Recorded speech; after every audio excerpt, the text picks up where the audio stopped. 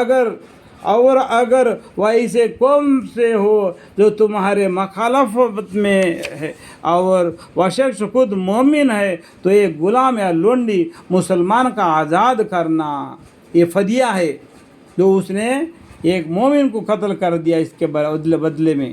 اور اگر وہ ایسا قوم سے ہو کہ تم میں اور ان میں معاہدہ ہوئے ہو تو خوب بہا ہے جو اس کے خاندان والوں کو حوالے کر دے جائے اور ایک غلام یا لونڈی مسلمانوں کا آزاد کرنا۔ پھر جس شخص کو نہ ملے تو متواتر طور پر 2 ماہ کے روزے یعنی لگاتار 2 مہینے کے روزے ہیں باطریقہ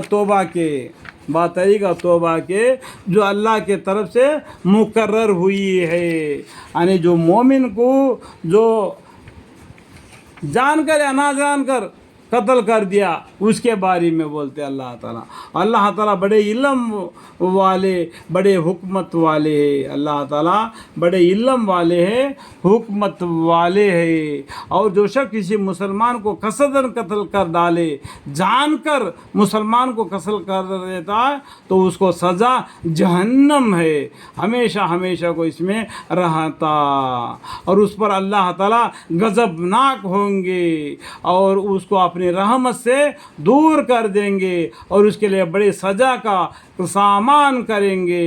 اے ایمان والو، جب تم اللہ کے راہ میں سفر کیا کرو تو ہر کام کو تحقیق کر کے کیا کرو، اور ایسے شخص کو جو کہ تمہارے سامنے اطاعت ظاہر کرے، دنیا زندگی کے سامان کے خواہش میں یوں مت کہہ دیا کرو کہ تم مسلمان نہیں، کیونکہ خدا کے پاس بہت سے غنیمت کے مال ہے۔ پہلے تم بھی ویسے ہی تھے، تم بھی بے ایمان تھے، اللہ تعالیٰ نے تم پر الفت ڈال دی، رحمت ڈال دیا، تم مومن بن گئے۔ تو اس طریقے سے دوسرے کوئی کافر کو دوسرے کو تو اس کے اوپر تم مسلمان نہیں کر دینا، اس کا دل کا ایمان کو اللہ بہتر جانتا ہے۔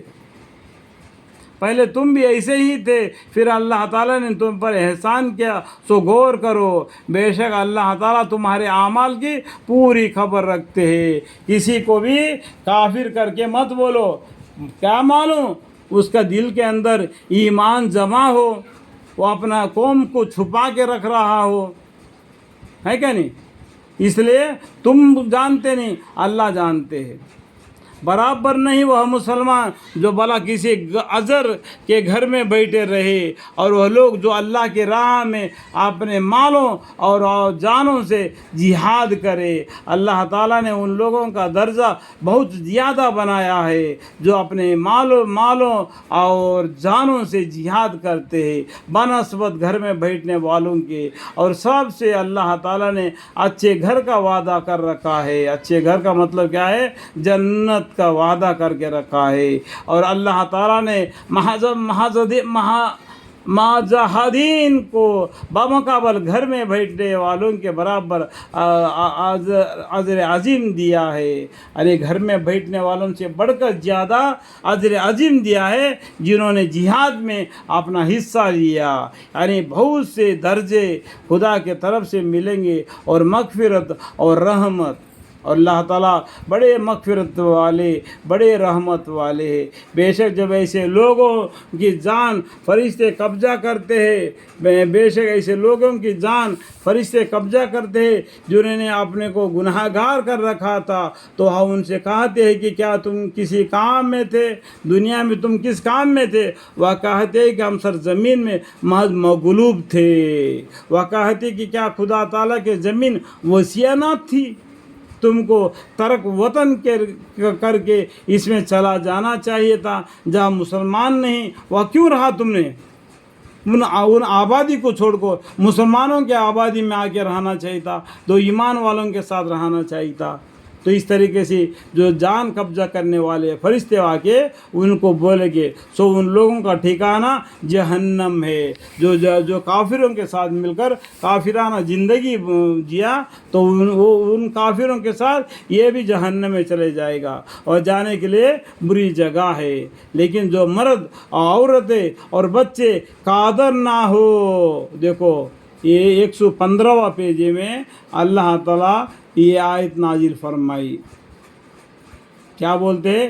لیکن جو مرد، عورتیں اور بچے قادر نہ ہو کہ نہ کوئی تدبیر کر سکتے ہیں اور نہ راستے سے واقف ہے، سو ان کے لیے امید ہے کہ اللہ تعالیٰ معاف کر دے. اور اللہ تعالیٰ بڑے معاف کرنے والے، بڑے مغفرت کرنے والے ہیں. جو شرک میں مبتلا ہے، جیسا کہ آپ میزورام جاؤ یا انڈمان نکوبار جاؤ، جہاں پر مسلمانوں کی آبادی نہیں، ان کو کلمہ کیا ہے معلوم نہیں، وہ ایسا ہی زندگی جی رہے جیسا جانوری زندگی جی رہے.